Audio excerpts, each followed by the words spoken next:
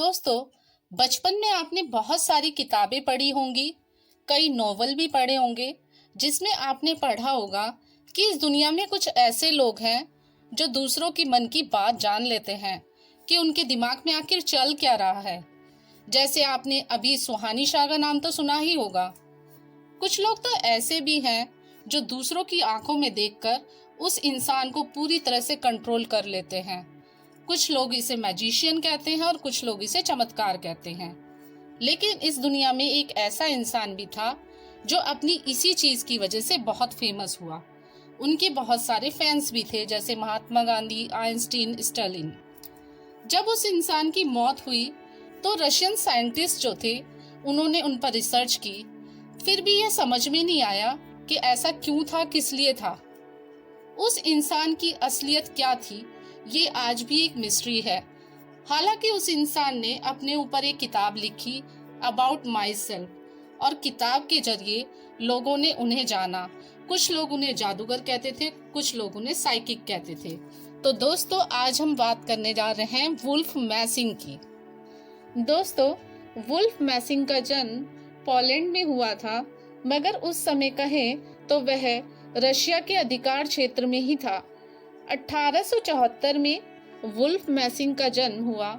उनका जन्म एक यहूदी परिवार में हुआ था और जो उनकी फैमिली के लोग थे वह उन्हें बड़े होकर रबाई बनाना चाहते थे। रबाई दोस्तों, यहूदियों में एक धार्मिक शख्स होता है जो कि धार्मिक ज्ञान देता है। लेकिन मैसिंग का मन तो पढ़ने लिखने में लगता नहीं था, जिसमें एक दिन घर की कुछ चीजों से परेशान होकर वे घर छोड़कर चले जाते हैं। यह बात 1910 की है, जब उनकी उम्र मात्र 16 या 17 साल रही होगी। तब वह बर्लिन जा रही ट्रेन में बैठ जाते हैं। ना उनके पास पैसे, ना ही उनके पास ट्रेन का टिकट होता है। उस दिन उन्हें पहली बार अपने अंदर मौजूद इस ताकत का एहसास होता है कि वह क्या कर सकते हैं। वुल्फ मैसिंग बर्लिन की ट्रेन में बैठे। उन्हें डर भी था क्योंकि उनके पास टिकट तो था नहीं, और जैसे ही टीटी को वो अपने पास आता देखते हैं वो सीट के नीचे छुप जाते हैं। पर टीटी उन्हें देख लेता है और उनसे टिकट की डिमांड करता है। सीट के नीचे बैठे उन्हें एक कागज का टुकड़ा दिखाई देता है। उन्होंने उस कागज के टुकड़े को मुट्ठी में लेकर प्रेयर करना शुरू कर दिया कि ये कागज का टुकड़ा मैं टीटी को दूं और टीटी को ये टिकट लगे, और वो घबराकर उस कागज के टुकड़े को टीटी को दे देते हैं। कुछ देर बाद उन्हें अपने कानों में टीटी की आवाज सुनाई देती है, ये लो अपना टिकट। और टीटी उस कागज के टुकड़े को वुल्फ मैसिंग को दे देते हैं। जब वुल्फ मैसिंग उस टुकड़े को देखते हैं तो वह अभी भी एक कागज का टुकड़ा ही था, पर टीटी को तो वह टिकट दिखाई दिया था। उस दिन वुल्फ मैसिंग को अपनी उस ताकत का एहसास हुआ। इस घटना का जिक्र वुल्फ मैसिंग ने अपनी किताब में किया है और कहा है इस एक घटना ने उनकी पूरी जिंदगी ही बदल दी थी।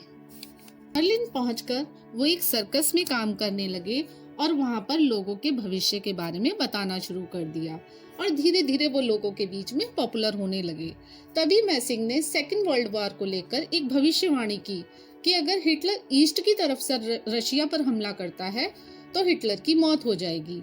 अपनी भविष्यवाणी की वजह से मैसिंग को वहां से भागना पड़ा, क्योंकि एडोल्फ हिटलर ने मैसिंग का सर काट कर लाने वाले को इनाम का ऐलान किया। जब वे वहां से रशिया की तरफ जा रहे थे तो रास्ते में उन्हें पुलिस ने पकड़ लिया। तब मैसिंग ने को जेल में बंद किया गया। मैसिंग ने अपनी शक्ति का इस्तेमाल करके गार्ड को बंद करके खुद बाहर निकल आए और उन्हें चाबियां देकर वहां से भाग निकले। जब मैसिंग रशिया पहुंचे तब स्टालिन को पहले से ही मैसिंग के आने की भनक लग चुकी थी, क्योंकि उस टाइम मैसिंग बहुत ज्यादा पॉपुलर हो चुके थे, क्योंकि उन्होंने हिटलर के मरने की भविष्यवाणी की थी। जैसे ही मैसिंग रशिया पहुंचे तो स्टालिन ने उन्हें अपने पास लाने का आदेश दिया। इसके बाद स्टालिन ने मैसिंग से कहा कि अगर उन्हें अपने अंदर की प्रतिभा को प्रूव करना है तो उन्हें उनके द्वारा दी गई 2 चुनौतियों को पूरा करना पड़ेगा। पहली चुनौती तो ये थी कि मैसिंग को सुरक्षा घेरे को तोड़कर स्टालिन तक रात को 12 बजे तक पहुंचना होगा, और अगले दिन ही मैसिंग सिक्योरिटी को यही यकीन दिलाते हैं कि वह स्टालिन के प्रमुख हैं, और सिक्योरिटी ने उनकी बात पर यकीन कर लिया और रात 12 बजे से पहले वो स्टालिन के सामने थे। दूसरा काम था कि मैसिंग को रशिया का स्टेट बैंक है वहां से 1 लाख रूबल निकालने थे। अब मैसिंग बैंक गए और कागज का एक टुकड़ा उन्होंने कैशियर के हाथ में दे दिया।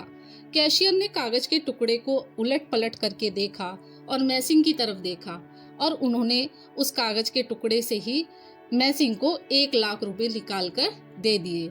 इसके बाद कहते हैं कि मैसिंग स्टालिन के प्रमुख बन गए थे।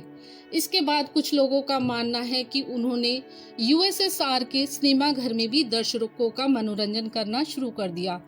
कुछ लोगों का तो मानना यह भी है कि उन्हें उज्बेकिस्तान की जेल भेज दिया गया था।